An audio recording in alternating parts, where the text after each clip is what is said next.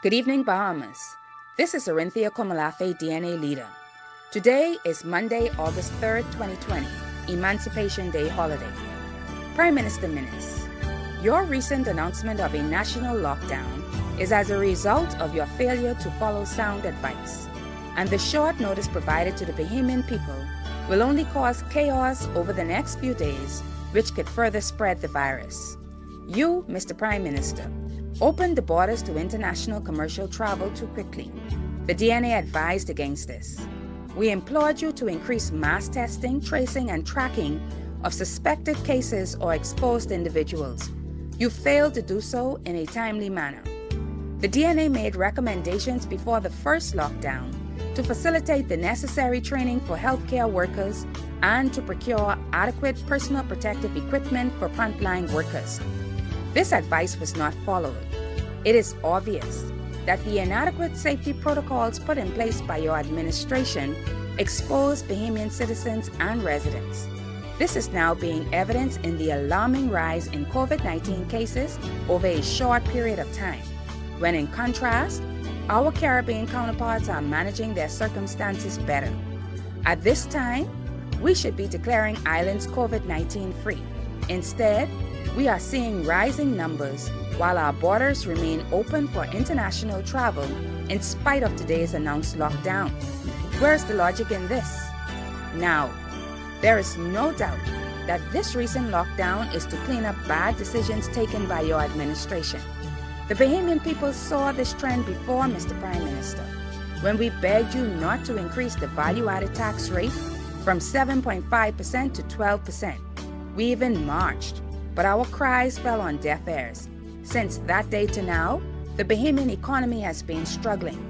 Since the passage of Hurricane Dorian and your administration's poor response, and now the unfortunate reality of COVID-19 being on our doorsteps and the bungling of this crisis by your administration of the same, it is unfortunate that those who are more vulnerable are being negatively impacted.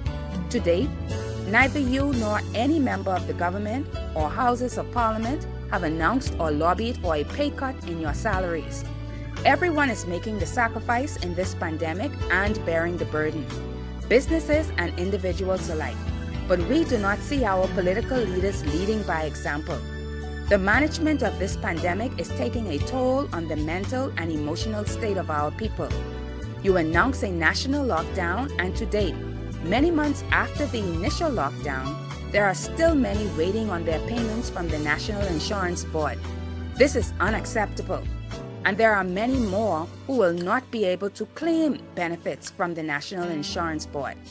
There are people starving in our nation, Mr. Prime Minister, and many sitting home in darkness due in part to unreliable power supply.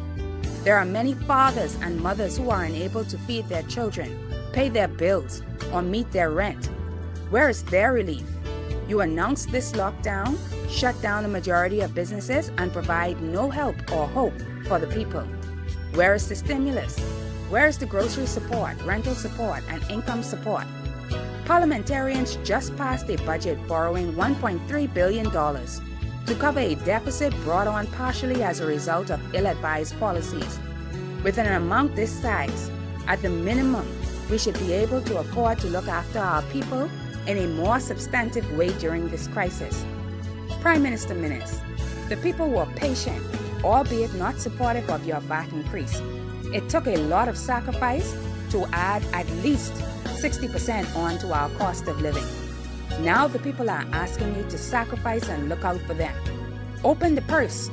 Ask your members to take a pay cut so that they can empathize with the people they were elected to serve.